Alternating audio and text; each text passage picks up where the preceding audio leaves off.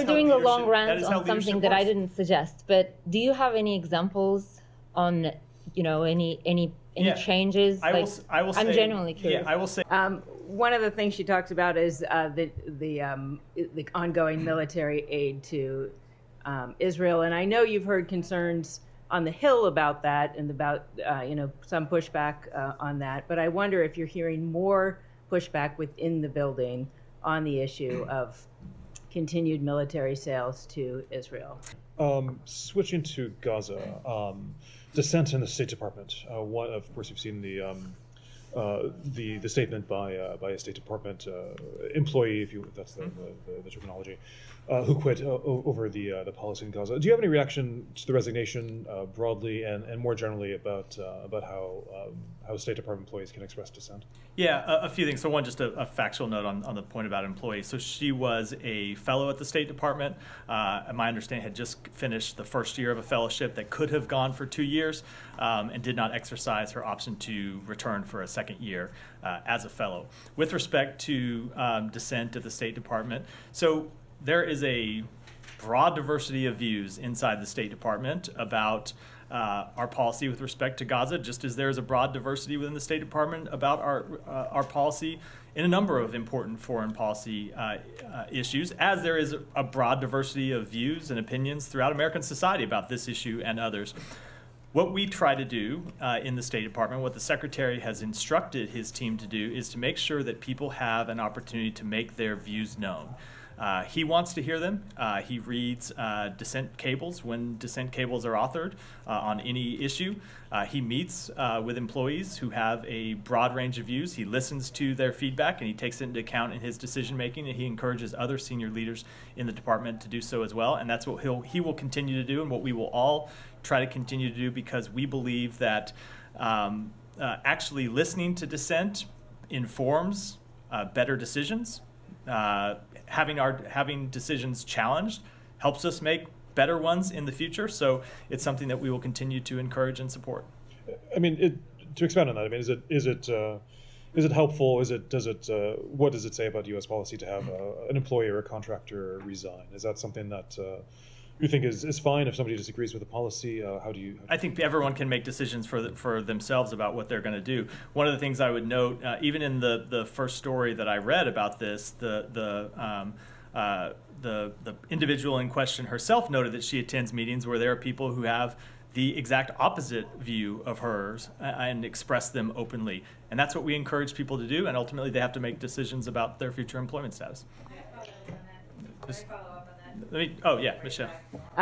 One of the things she talks about is the ongoing military aid to Israel, and I know you've heard concerns on the Hill about that and about some pushback on that. But I wonder if you're hearing more pushback within the building on the issue of continued military sales to Israel. So I wouldn't say that I have noted a change in first of all, I should say it's always hard to speak broadly for an employee base that encapsulates thousands of people.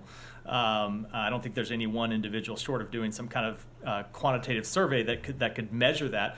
But I wouldn't say that I've seen a marked change in employee opinion over time. But it is true that there have been a diversity of views for some time over our policy with respect to Israel.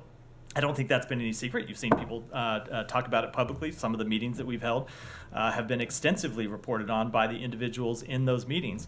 So all I can say is how we view that employee sentiment, and that's what I just said a minute ago, which is the Secretary welcomes it. And what he doesn't want to happen is for people to have views and not make them known. Whether they agree with the policy that the President has decided and the Secretary has decided and that we are pursuing, or whether they disagree with them, maybe even especially when they disagree with them, that's when he wants them to speak up and challenge his thinking and let him know what they think. And it doesn't mean that we are going to change our policy just based on what every employee thinks. That's not the way this organization works. It's not the way any organization works. There's a president that was elected by the American public. There is a secretary who was appointed by the president and confirmed by the United States Senate, who have the responsibility to make policy decisions based on what they believe excuse me, is in the national security interests of the United States, and they will continue to do that. And they are the only ones that can do that. But they do want to take into account the feedback that they get from employees, whether that is feedback where they agree or disagree with the decisions that they make. One thing on the dissent, and we've talked about it quite a bit over the last months, but you say that the secretary takes it very seriously and listens to it and all that, but we have seen no change in U.S. policy in a way that shows us that dissent or that feedback or that disagreement is taken into account. So I'm just wondering, what is the point of the whole channel? And the secretary listens, and we've all reported about various listening sessions between mid-level or more senior officials with the secretary, more junior officials. If it's being heard, but if it's not taken into account in the policy at all, then don't you think it's a little bit pointless? So I would disagree with that completely. It is taken into account in the policymaking process. The secretary has heard things in those meetings that he takes on board and that influence his thinking and that he brings to bear in making policy decisions.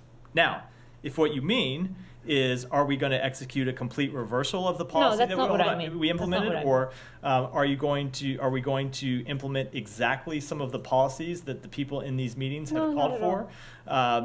That's not that's not how this process works. That's not how government works. No, I don't think that's anyone's expectation. That's not how any organization works. I dare say any of the media organizations in this room, if reporters go to their bosses and offer feedback, and the bosses say, well, that's a good point, we're going to take that to bear, but on the larger policy, this is the decision that we have made.